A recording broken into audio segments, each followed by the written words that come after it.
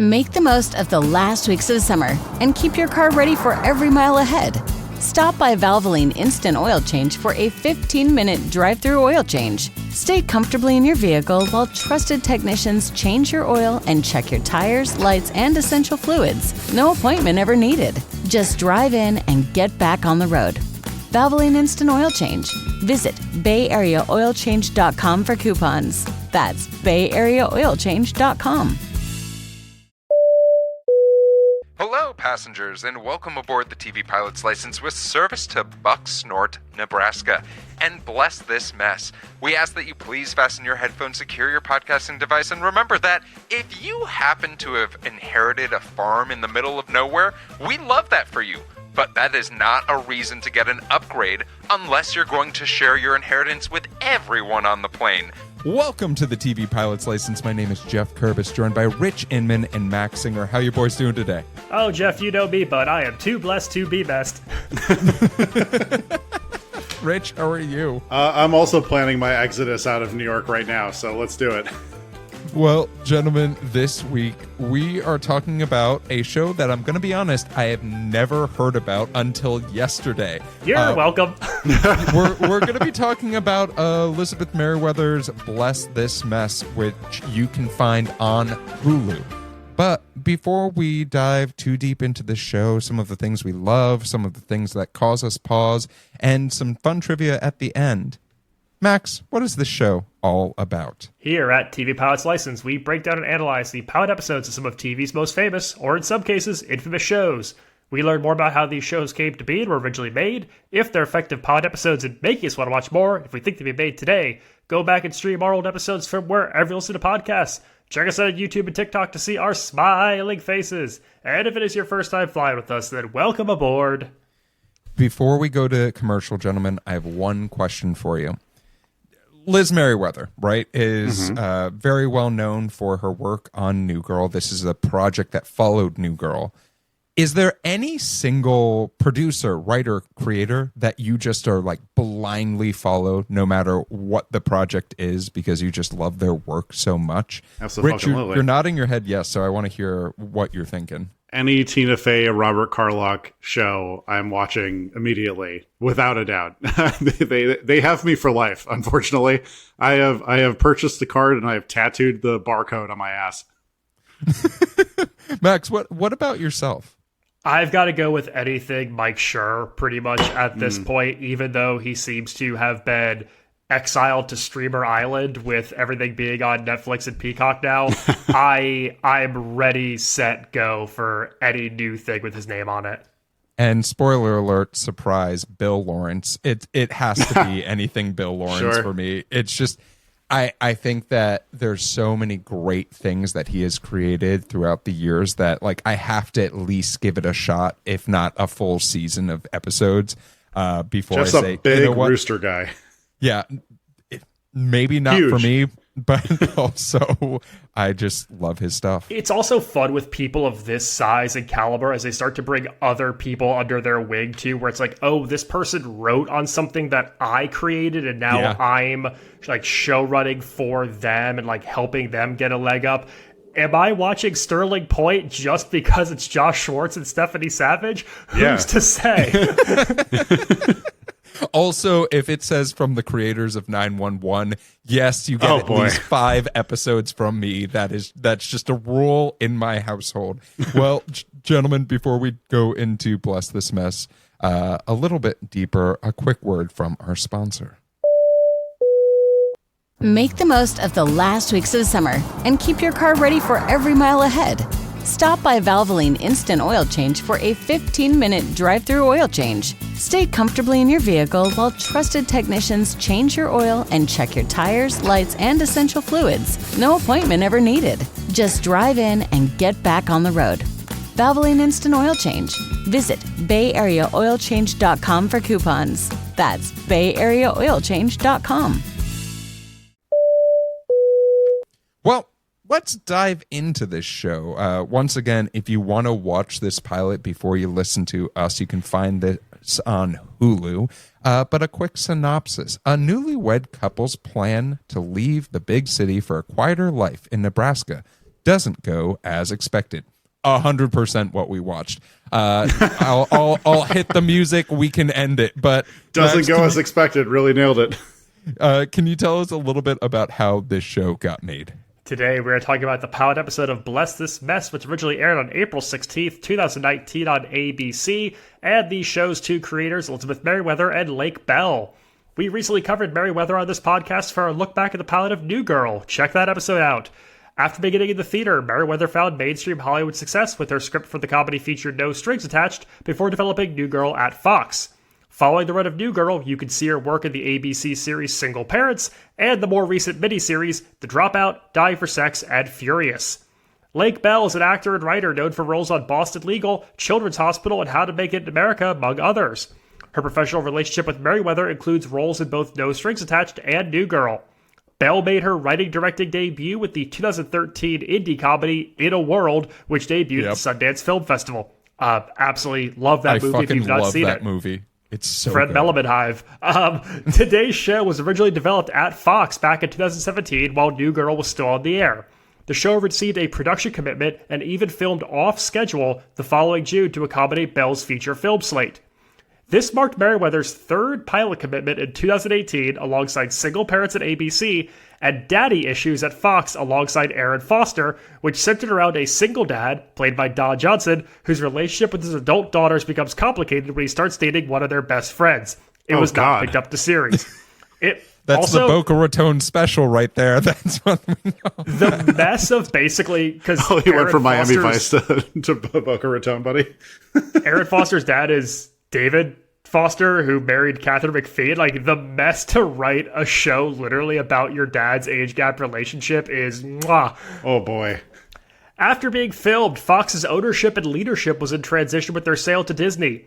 To avoid expiring options and to keep the project together, a 6-episode order was given to ABC. Mm-hmm. Today's pilot is also directed by star Lake Bell, in addition to co-writing with Meriweather. Well, we've never done another Lake Bell property, have we? No, this is our first Lake Bell property. We never did How to Make It in America, or we haven't. You can get a property on Lake Bell? Oh, look at you. Oh. Lake House, baby. Rich is doing great. Well, let's dive into this show. This show starts off like a punch in the fucking face. You are getting slammed with exposition from the beginning. And Rich, I'd be remiss if I didn't ask you, why is today different than any other day? Because boy, is Lake Bell, a.k.a. Rio, going to tell us immediately. A therapist is firing her patients in person. That's a first. That is, she's going through her entire client list of therapy patients, and this is just like an absolute writer's dream of like mapping all of their neuroses onto each of these characters with how they deal with it. That she is giving up everything and moving to Nebraska because one of her husband. Her husband. Yep. Yeah. Her husband. Her husband, played by podcaster Dak Shepard. They're moving to nowhere, Nebraska, to become farmers. And all of them immediately get super involved in Lake Bell's life, which is, I think, it's very normal and reasonable. And she seems like a great therapist. Max, this intro is so fast paced. Like, not only meeting Lake Bell's character and all of her former patients, but even the ease with which we meet her husband. It almost seems like a happenstance or a chance that we get to meet Dak Shepard on the streets of New York. And I'm curious for you, what were you thinking to this point of the pilot? The entire first few pages feel like the writer's just saying, we are aware how much this is like both Newhart and Green Acres, so we're going to skip forward to Nebraska as quickly as we can. And the exposition, it is so thick from this character of Rio, played by Lake Bell. She dances in the sand. She says things like, how can I not move to a farm in Nebraska? And my husband's great aunt died and left it to us, and now I live in a Pinterest page. And like, exposition done. We've taken it and we've moved along. And then we meet Dax Shepard, and the first time we see him, there's a pair of bongos stacked on top of some moving boxes in a U-Haul truck, which tell me everything I need to know about Mike, his character. I want to talk about the work this pilot is trying to do at building a believable relationship between Lake Bell and Dax Shepard's character. And the way we get that, I don't know about the two of you, but driving across the country to the middle of nowhere, Nebraska, really is a great way to show us how do these two characters get along. And I guess, Rich, how believable do you think this relationship is between Lake Bell and Dax Shepard's characters? I think they do a good job of couching the exposition of their relationship in like with this phone call to her mom. This is you can tell that they do love and support each other, but the way they keep hammering home the we have never fought thing, they're blindly following each other places. They're like, oh my God, brand new adventure. I love my husband so much. I'm like, oh, something's going to go wrong immediately. There's no chance that this is going to last with how hard this is eventually going to be. That's basically how I felt with a fantastic stereotypical Jewish mother phone call. Man, I'm gonna stay off my high horse that I entirely ran into the ground when we did Nobody Wants This. But boy, there's only one Jewish mom on TV, huh? Well, let's talk about Susie Essman. Let's talk about these cameos. She is arguably one of the best parts of this pilot, but it is such a. I would say this mother character is the part for me that had me thinking, oh, what's that? What's that I see? A little bit of a bright spot, and like, can I tear away at the things covering it and maybe find more of this good writing? And Max, I think this was the first instance where we might have seen like, hey, we might have something here, because this was really where this show seemed to find some sort of rhythm. Susie Essman is an absolute spark plug, and my one complaint is that I wish her scenes weren't just over the phone. I wish this character was in the frame, interacting with people, because her energy and her weirdness, for lack of a better word, is what this show needs. In a show that is two very, very normal protagonists in Mike and Rio, to have Rio's mom shouting things like, does your husband have a large or interesting penis that is tempering your ability to make rational decisions? To have a character who later on yells at her daughter to put a cow on the phone. That is what I need in this show, because I'm just going to say my biggest pet peeve now is how normal and how same Mike and Rio are. They are very like middle of the road protagonists, and I need at least one of them to be weird, 15 to 20% weirder. Here's what I think happened there, Max, and I think it's the writer / director of it all. I think it is like if you're so worried about how you're going to be portrayed in the show itself, as you're directing, like, you don't have the opportunity to throw like too much, like any extra proclivities or like things that would make your character captivating. Well, one of the ways that I feel like this show is trying to bring the weird in this instance is the ensemble that we have, because it's not just, Rio's mom. It's the people that we're meeting in this small town in Nebraska who seem to be bringing a little bit of the weird, right? We have the man that inexplicably lives in the house lives in the barn of the house that they have inherited. We have the two rival neighbors who want to just buy the farm so that they can turn it into a cattle ranch. But I don't want to do too much explaining. I want to hear, because this show, if you look at it on paper, has a bunch of people that you will not only recognize, but you like to see on your TV. Rich, who were a couple that you were sort of just like, oh, shit, okay. I'm going to save the truly craziest one for last, but Ed Begley Jr., anything that he's in, I'm watching immediately. That's my dude. That's Waiting for Guffman. That's my Christopher Guest All-Star. And he is just like, I mean, speaking of like the dynamism from Susie Essman's, like you get hard laughs from Ed Begley Jr. in whatever he's in.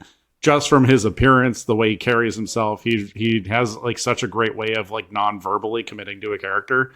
But that was fantastic. Lennon Parham was fantastic. Obviously, like David Koechner is the best. Like, but yeah, I mean, you are set up with oh my God, they're in this too. How have I never heard of this show? You know? Yeah, I mean, Max, for you have this whole cast of characters. Do you think they're using them well, or maybe even a little bit too sparingly in this pilot? I mean, at the end of the day, this is a story about Mike and Rio, and so everyone else that we meet is going to be adjacent to boosting their hero's journey. But I've got to give a shout out to Pam Grier, who's my who's my favorite here too, the legend herself. And I love this character of Constance on paper, this person in the small town who is the local store owner, and she's also the sheriff, and she also runs the community theater. Her line about "we did Les Mis, I played a French hoe" coming from Pam Grier's mouth. I was cracking up. I was losing my mind. That's like one we of got the best Foxy lines. Brown in this pilot. Yeah, that's one of the best lines of this. And those are the people I want to meet, because I'm like, okay, I know automatically every single episode Pam Grier could be doing whatever career. She's going to be doing everything in this town. It's like, what does Pam Grier do here today? It kind of reminds me of what they did with Chris Elliott in Schitt's Creek a little bit, where it's like he's the mayor and jack of all trades in this community. Yes. And then the perhaps flirtation between her and Ed Begley Jr. is just two legends of the screen, and I wanted so much more than whatever those 10 seconds were. Yeah, I was losing my mind during that scene because you had two of the most established actors in this show just being able to go at each other and bring the weird that I think we've been seeking, right, in this pilot of like, there has to be that odd, there has to be that, if we think about Liz Meriweather and we look back at even what we did with New Girl, everyone has their own little flavor of weird. And that scene in particular in the convenience store brings the weird I'm looking for, and I want expanded throughout this entire pilot. But that's the thing for me, is that even if Mike and Rio aren't going to be the weirdest, even if they're the straight men, because they're the fish out of water in this town, they are so similar. She is a therapist and he is a music writer. The dynamic of he is so gung-ho about this move and she is fighting it, which is the same husband-wife dynamic as Newhart. It's the same husband-wife dynamic as Green Acres. I don't even buy it because Mike doesn't feel different enough from Rio. I never really get any wants or interesting perspective out of him. Once we say I inherited it, that's left to be enough. And for me, it made me want more of like why for Mike. Like I needed more out of that character if he's going to be driving this ship. Well, Max, I think that Mike sees himself a little bit of a armchair expert, if you will, of repairing a house in disrepair and becoming a barber. and like that that's a little podcast humor for the folks at home. No, but it's one of those things where I think that when they were in the writer's room, they were like, oh, that's how Mike's different. Mike thinks he can do anything, which is just like, is that enough? Is that enough? Like, weird? I don't even think that's a good character trait to just be like, because you literally have Pam Grier's character doing everything. Right. And then you're like, Mike thinks he can do everything, but he doesn't even like fail at it. He just sort of like, he like ehs his way through life. That's Brooklyn white guy confidence right there. And ironically, exactly. What's so funny is that the show came out in 2019, and then a year later, everyone would be moving to a fucking farmhouse upstate. Everyone left Brooklyn to move to a farm. Yeah. One of the things that I think we've found while we do this show is like good shows create these really heightened moments for us, right? Especially when it comes to conflict of like, hey, we get that all is lost moment in the pilot to really give us our mission statement of what's going to happen moving forward. And our all is lost moment is our two protagonists get stuck on their roof of their broken down house during the middle of what is supposedly going to be a really bad storm. And I guess I'm curious for the two of you, do you think that it was heightened enough? Were you concerned at all? Were you like even willing to look away from the screen to check your text messages? I like to think the incoming really bad storm is a metaphor for them finally having a fight. Wow. What writing? Yeah, that was really good, Max. And they mentioned the storm so many times in this pilot, and this takes place over like the course of like what, 2 days? Like this whole like them being in Nebraska thing. It's like, really, you're worried? All these people are worried about this one storm for so many, like for multiple days. Like it rains in Nebraska all the time, I assume. Who can say? No one's ever been there. But yeah, spoken like people from New York and LA. Yeah, exactly. Spoken like a coastal elite right here. Well, it doesn't rain in LA, so I assume it doesn't rain anywhere else. So they have this inciting thing that they're building it up to. They have their out, which is the family living next door, like offering to buy their property, like basically right off their hands. It's like, you want out of this situation? Here you go. And so this basically is like, it's kind of a hero's journey, like cycle that they throw these two characters into. It's like the denial of the way out or something like that. The denial of the journey and then choosing to take it. But yeah, you could tell from minute 40, from minute 4 of this pilot. Did you watch? I watched it 3 times, baby. No one's blessed more of this mess. And also, boy, really tempting the fate by giving a very easy TV critics headline for this of calling your show a mess. That's really poking the bear. But glass half full, you also have the word bless.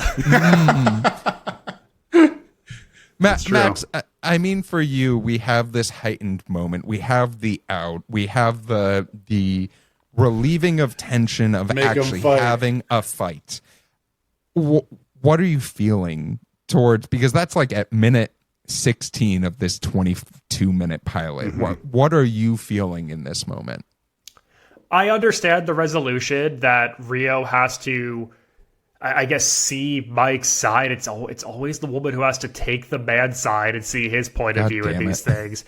But at least we get them on the same page. I do just feel like I want, like everything else between them, I want it to be bigger. If there's going to be a blowout, I really want to see it. If there's going to be an all is lost moment, to have it just be a conversation, to me, you've already had them fall through a floor, you've had leaks in the house, you've had all these things. Like, you can take it to that next level, and our after the storm, our resolution moment is this sort of deus machina of Rio's mom, Donna, making a phone call that has, you know, the sheriff has the constable of Constance show up to get them down from the roof. Like, even the way it's fixed is this act of God, the Jewish one, by phone call from New York. Well, this pilot does end, it sure does. And I watched the whole thing 2 more times. I watched it thrice, baby. This pilot does end with us seeing, a community that maybe was questioning these two outsiders coming together to help these two outsiders as they celebrate what looks like a sign of hope that they might actually have some semblance of an idea of what they are doing. But that is our pilot, and I have a question for you. Were there any things that you loved about this pilot that maybe you'd like to give a little bit more shine to? And while Rich is thinking really, really hard about each of the views he'd had, Max, I got one for every viewing. Yeah. Touched on this already, but the scene where Pam Grier is very seductively explaining what jeggings are to Ed Begley Jr. is such a fun bit of weird, and it's what I wanted so much more of this show to be. Yeah. Oh, people just being unbearably horny towards Ed Begley Jr. Yeah, man. The 80s are back. For me, and this is, it's a little bit of a backhanded compliment in that what I really liked was the joke pacing for certain scenes. There was the way that Kay and Bo talk to each other has like a lot of like meat there. You can tell that they're both improvised trained. There's the line they're talking about their son is like, I called a beaver until you asked me to stop. So that was all you needed. It was perfect. That was perfectly written. But the patter of it, I could see the footprint, or I'm sorry, not the footprints. I could see the thumbprints of New Girl on it. And in the same way that the Fall and Rise of Reggie Dinkins feels like 30 Rock pacing, that is very similar to what I'm feeling here with New Girl, and that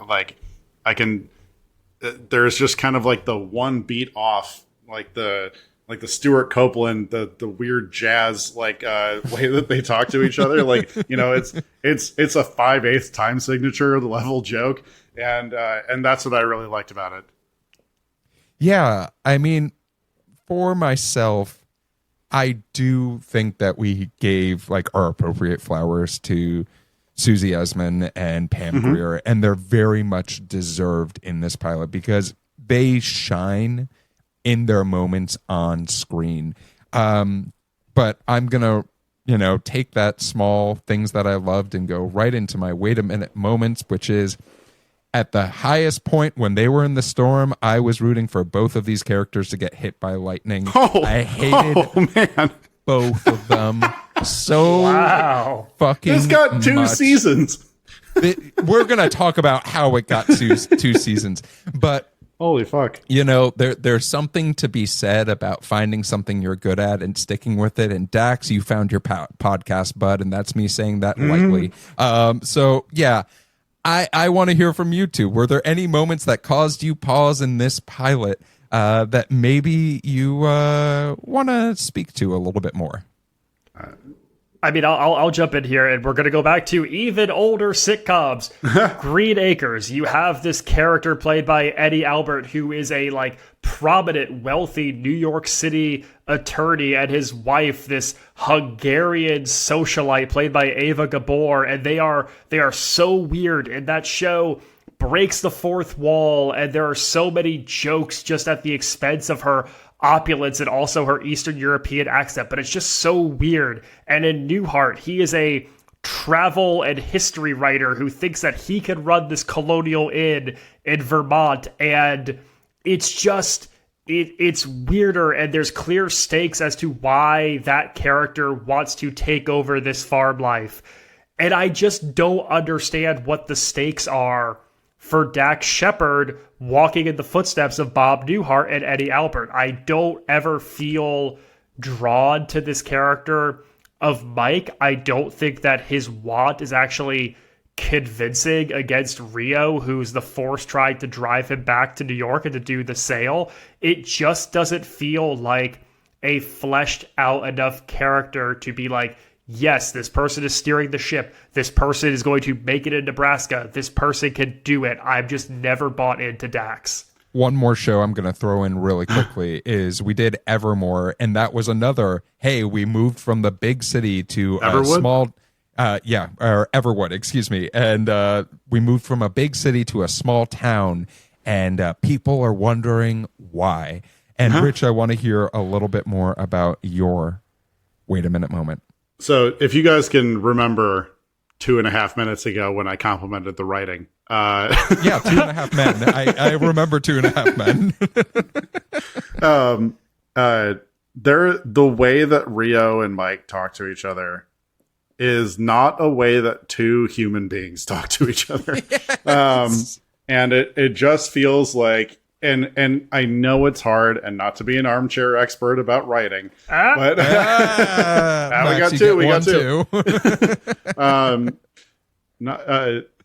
There's just like, I know it's hard to escape that feeling of like seeing the words come off the page and trying to give two characters who only exist in your mind some chemistry that looks real on screen.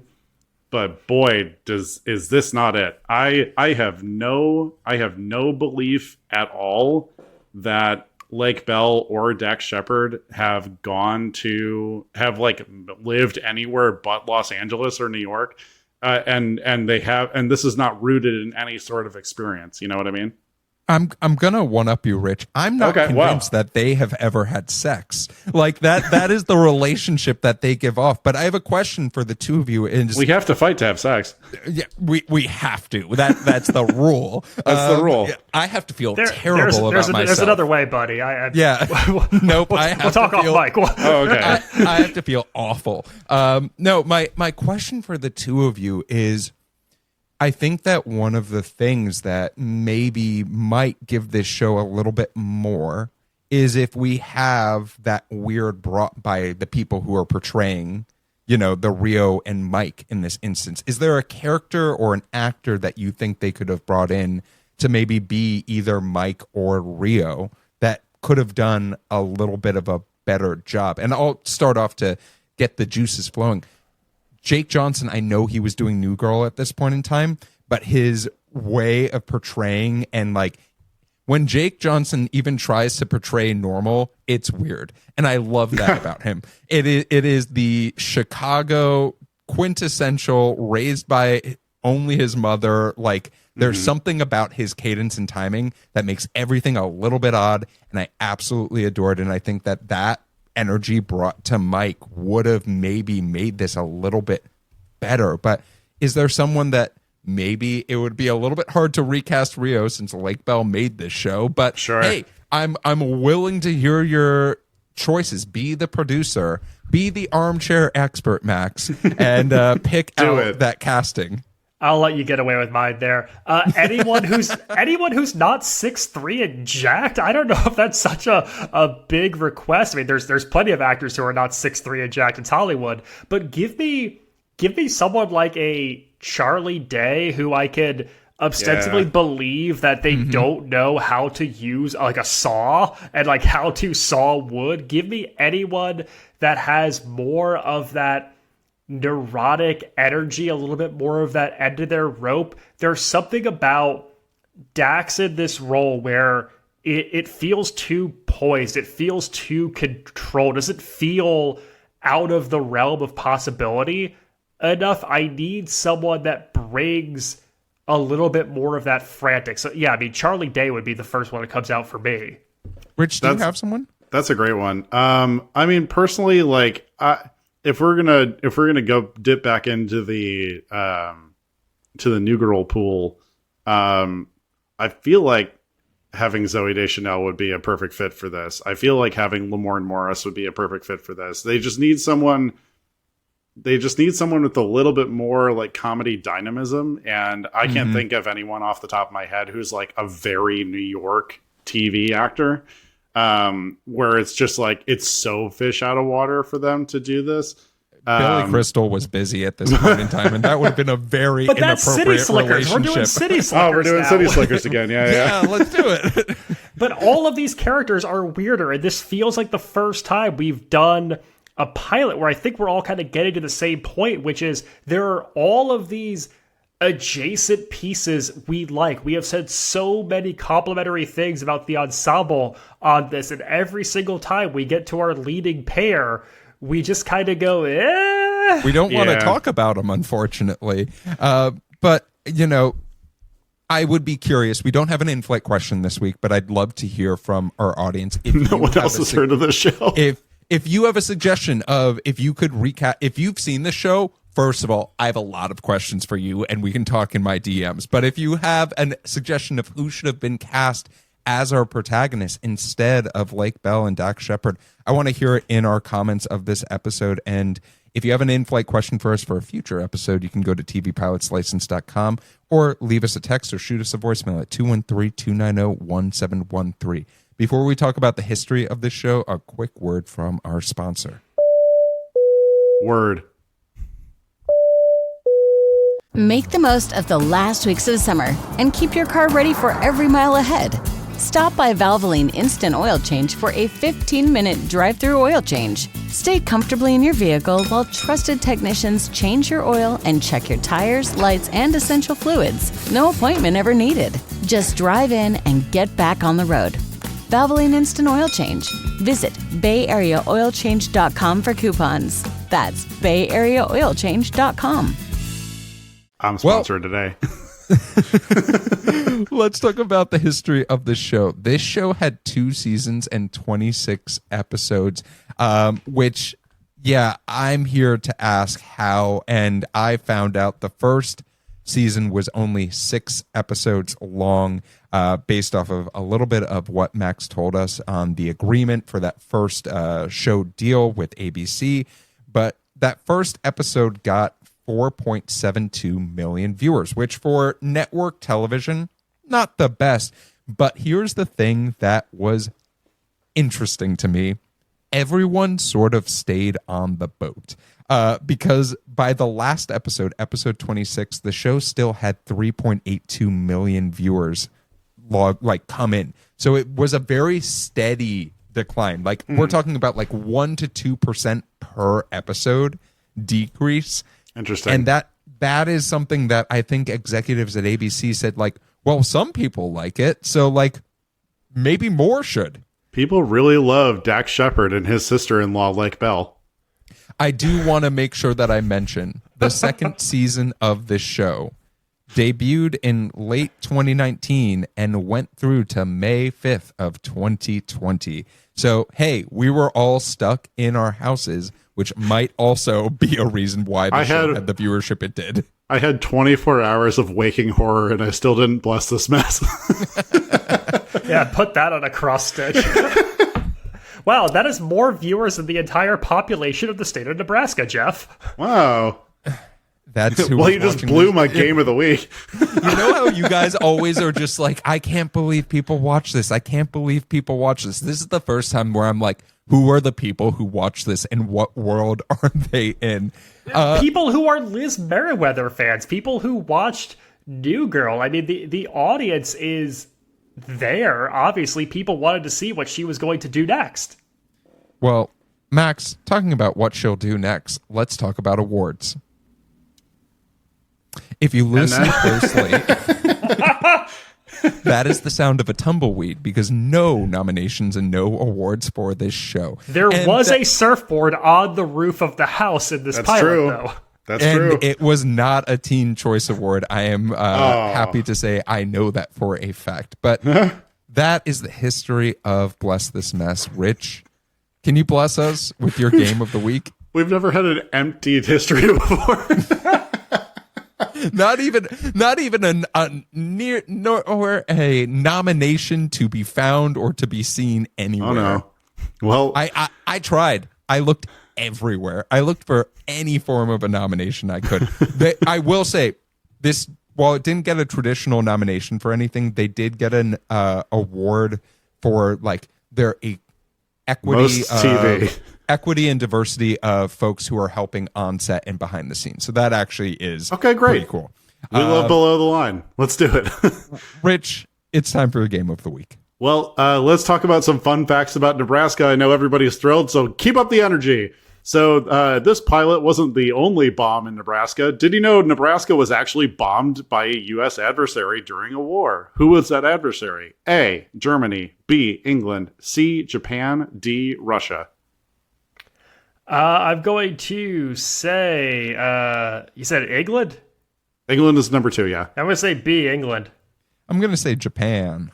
Geoff is right. It was Japan. Japan launched thousands of weather balloons affixed with bombs, and one of them went off in the middle of Omaha, Nebraska, not injuring anyone, thankfully. And the U.S. government told newspapers not to report it, so they didn't send more. Okay.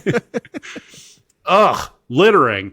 Which prehistoric animal was so prevalent in Nebraska that the remains of that animal have been discovered in each of Nebraska's 93 counties? Is it A, the saber-toothed tiger, B, woolly mammoth, C, the dodo, or D, the pterodactyl? I'm going A, saber-toothed tiger. I want to go the dodo so damn badly, but I'm going to go the woolly mammoth. Plains, baby. Geoff, a clean sweep for today. It was the woolly mammoth. 93 Nebraska counties they have found woolly mammoth remains. Isn't that nuts? All right. Anyways, put them on the offensive line. Yeah, exactly. Those Huskers need help. Well, gentlemen, Rich, first of all, thank you so much for your game of the week. Oh yeah, gentlemen. As our flight comes to a land, I have 2 questions for you. As I do every episode. What if I came in and said I have 5 questions for you and we're going to go through them very, very stringently? But no, I have 2 questions for you. And the first is based off of the pilot and the pilot alone. There are 25 more episodes of this show. Are you going to give this 1 more episode? And the second question is on the idea of, we started this episode talking a little bit about the idea of there are folks that we follow no matter what they make. And this is one that appears to have an audience that followed Liz Meriweather to watch this and see if this mess was in fact blessed. Should writers be given a free pass, or do we want to give some new blood some chances to try to make some TV for prime time? So, Rich, I'm going to start with you. No, not watching another goddamn episode of this. However much I really enjoy the cast, which eventually includes Langston Kerman, which I found out, who I adore. But yeah, I mean, look, there are normally a lot of things that end up on the cutting room floor if you're a successful writer that don't get picked up. This is one that probably should have stayed there. But Dying for Sex is got a ton of Emmy noms, right? Like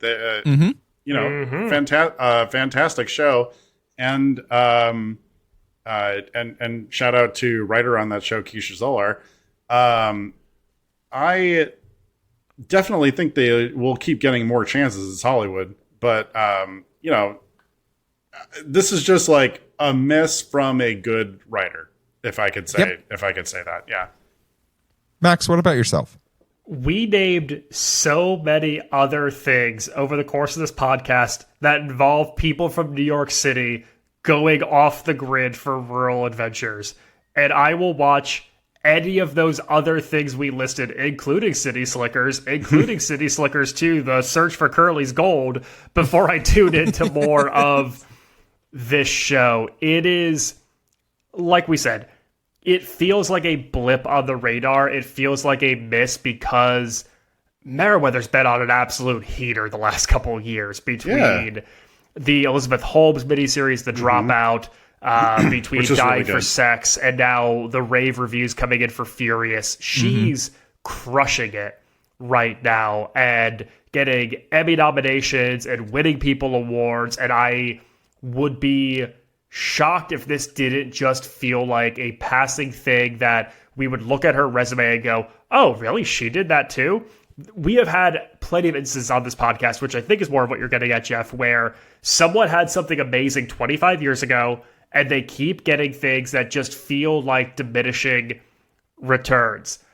I love Sex in the City. I'm not watching more Kitchen Confidential, and I'm not watching more Emily in Paris. You know what I mean? At a certain point, it's like, what do you still have in the tank as a writer? I do not think this is indicative of that. I think it's just a weird little blemish on an otherwise fantastic 15-year run.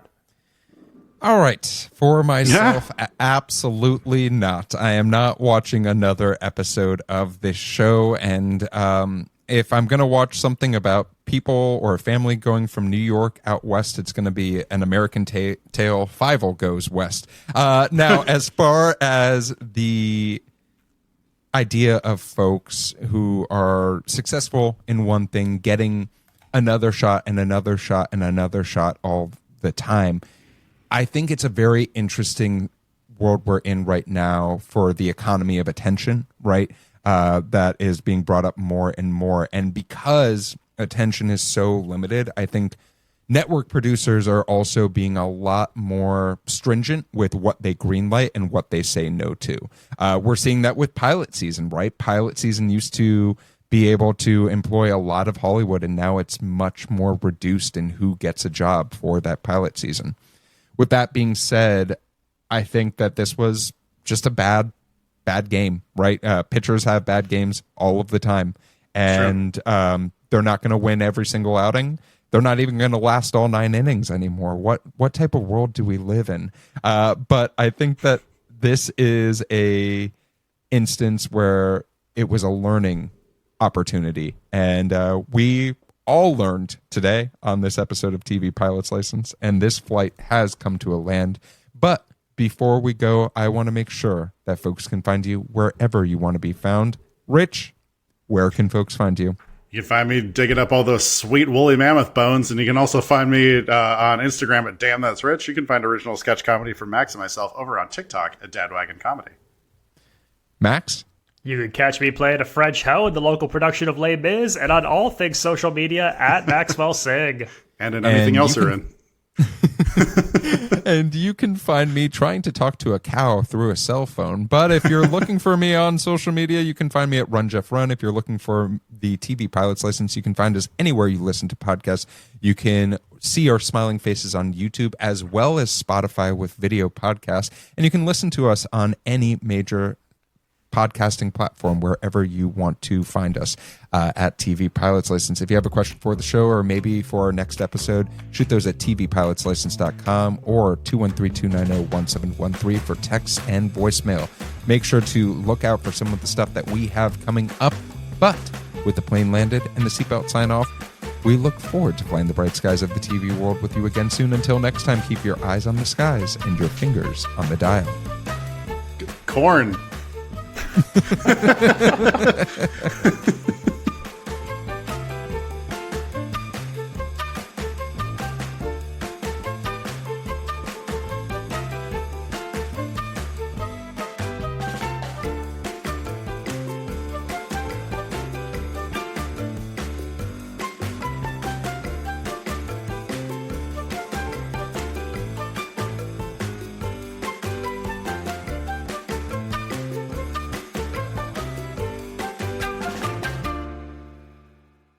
Make the most of the last weeks of summer and keep your car ready for every mile ahead.